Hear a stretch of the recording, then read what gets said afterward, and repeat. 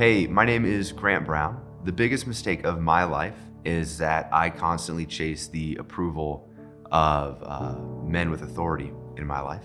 So growing up, my parents split when I was really little. I was like 3 years old. And my mom got primary custody and I got to see my dad fairly often. He was like the fun dad. So we'd have a weekend with our dad and we would go to some other town and we'd go to like a hotel and hang out and we'd play like video games or go-karting, and it was always like a fun thing. And then as I got older and as I like really needed someone to help like shape me and guide me, while he like kind of transitioned, I never felt like my like earthly father was like, hey, I'm really like proud of you and I care about you, and the things that interest you now interest me because I care for you. It always felt like anything that I did that didn't line up with his view of me, specifically that didn't involve athletics, was something that he felt like was a waste of his time. I remember I was at sectionals for wrestling in high school. This was the first tournament he had been to, and I'd wrestled for nearly 4 years. And the number of times that he asked me, is it over yet? Is it done yet? Is it over yet? And I mean, I was 20 minutes away from wrestling for winning our sectional that year. And I just remember thinking like, I can't do anything to make this guy proud. I remembered I got really into reading and to writing, and all he did was criticize the books that I read or what I would be writing or working on. I remember, although I was captain of the football team, he was also deeply disappointed that I was super involved in choir and was in a men's ensemble and that I had a bunch of other interests. And what that manifested itself into is I am in processing the fact that I ascribe paternal roles to people in my life looking for affirmation, looking for them to say they're proud of me. And so I work really hard for people in my life to fulfill needs that I shouldn't put on them. My first job I had as a college pastor in Central Illinois, and I had this incredible boss who I, without intentionally doing it, decided that he was my primary father role. And everything I did was to make him happy, to make him proud of me. And I remember I had just gone away on this trip and I'm on my way back, and I had set up a handful of things to happen, and every single thing that had happened that I'd set up while I was gone just crumbled and fell apart. And he had basically messaged me and called me and let me know like, hey, everything you did was a failure. It wasn't good. What happened? And I remember texting him saying, hey, I need to come to your house right now. I mean, he's my boss. And at nearly midnight, I roll into his house and I'm just crying on his couch, saying all the things that I wish that I had said to my dad, to him. And I guess one of the unique things that I had is that my boss was also a pastor, and so he switched his hats, and we began to have this great conversation that lasted for an hour and a half. The following month, I had planned this golf outing for our organization, and I invited my dad to be on my golf team for that event. And I didn't realize this at the time, but at one point my boss, Ben, pulled my dad aside and said, hey, when was the last time you said that you were proud of your son? Like, when was the last time you said that? He goes, oh man, I brag about my son to my friends all the time. And he goes, does your son know that?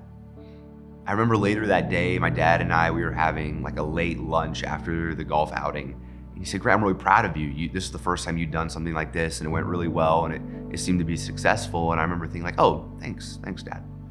And then a couple weeks later, I had my ordination. That was a really big deal for me, and going into ministry wasn't necessarily something my dad was excited for. He kind of thought it was a phase. He had always asked if I was going to go into business or if I was going to get a secondary degree. And I remember at my ordination, he came to it, and going to church wasn't really something he did often if it wasn't a holiday. And I remember how uncomfortable he looked.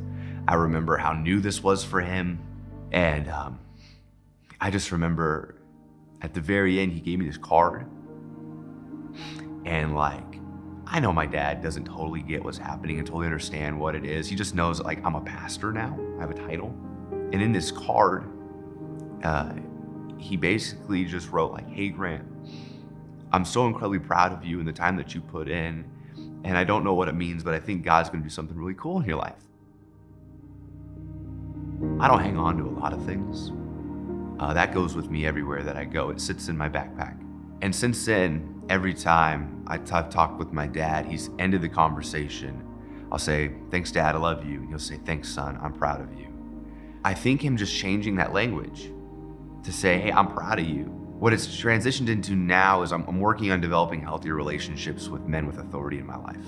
It's helping me to see that while I was desperately looking for something that I thought that I wanted, now that I have it, it's changed my relationship with my Father, it's changed everything, but more importantly, it's also changed my relationship with my Heavenly Father.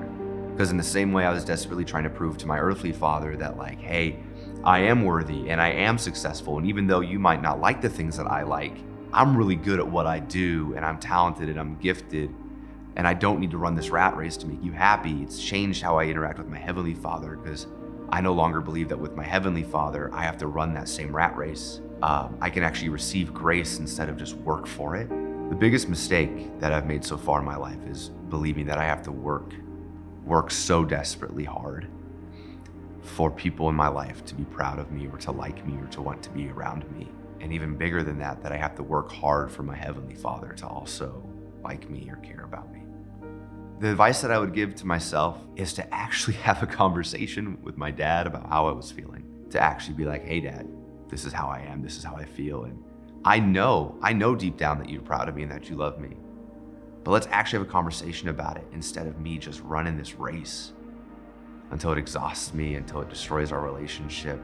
Because what I would give to go back now and never have to rebuild what I currently have with my dad. We're all human, we all make mistakes. What I've learned from this is that it's not fair to me to put on unnecessary burdens and expectations on people who don't really deserve them.